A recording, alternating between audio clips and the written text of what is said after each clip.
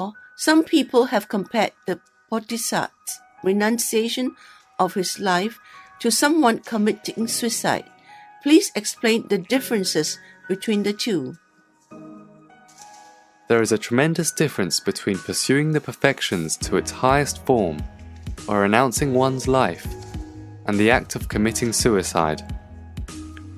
Before we continue, let's first make sure we understand what pursuing the perfections means. The word perfection has two separate meanings. The first meaning of perfection is merit.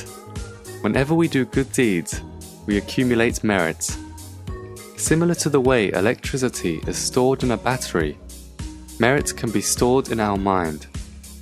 The other special quality of merit is its ability to purify the mind until it's as clear as a crystal or a diamond. The merits accrued have different qualities. Making merit with a neutral intention will bring merit with certain characteristics, while a higher quality merit will be achieved when one's life is at stake. The latter form is called the perfections. The second meaning of perfection is good quality. When you repeatedly persevere to do good deeds at risk of your own life over many lifetimes, it will become part of your character.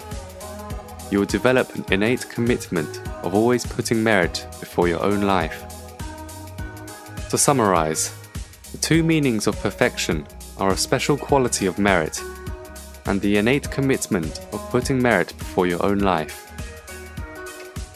When someone pursues the perfections as described while keeping his mind pure and filled with wisdom and awareness, this person will be in charge of his good thought, speech, and action.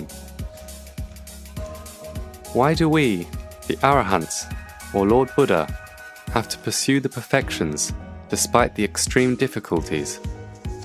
Because as soon as we were born, we possess an impurity in our mind.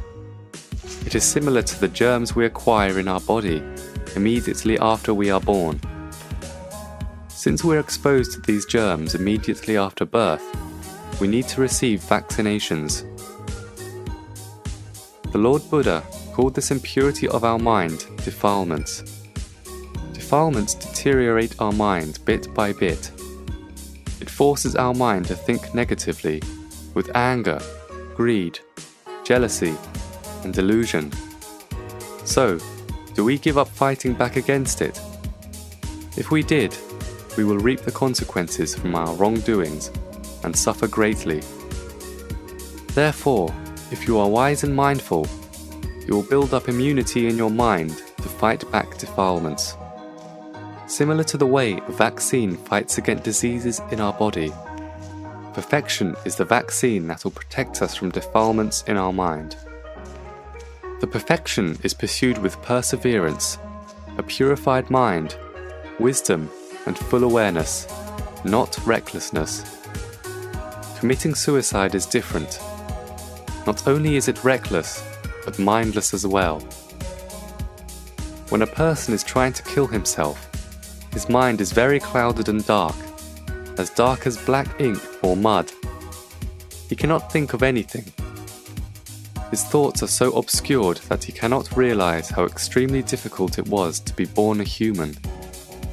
It requires accruing merit through an unbelievably long period of time to be able to be born a human being. It also happened to be the physical form that is most suitable for all kinds of moral acts. Instead of using this blessing to do good, they resort to excuses because of jealousy or depression. They can't see that all problems have a solution, and because of their desperation, self-absorption, and lack of mindfulness, they turn to suicide. I want to emphasize again that suicide is the result of recklessness and mindlessness, and even mental illness. It must be full of fog and sadness not to realize the value of their lives. On the other hand, the perfection is full of happiness and great joy, resulting from the perseverance of accumulating merit. The difference between the two is rather black and white. Therefore, everyone must strive to perform good deeds in order to keep our mind pure and clear. It is advisable to study the 10 perfections, the 10 principal virtues practiced by the Lord Buddha. 1. Generosity. It's important in protecting our mind from greed and attachment. 2. Precepts. They play a role in removing hatred from our hearts. 3. Renunciation means an end of the attachment to the senses: sight, sound, smell, taste, and touch. 4. Wisdom, which is accumulated by studying the Dharma in depth. 5. Endeavor, which is very useful in many things, especially the accumulation of merit. The rest of the 10 perfections are forbearance, truthfulness, self-determination, loving-kindness, and equanimity. There are many books written about this topic. You should study it seriously and never think of committing suicide. Its retribution carries over many lifetimes. What a waste that would be. Keep that in mind.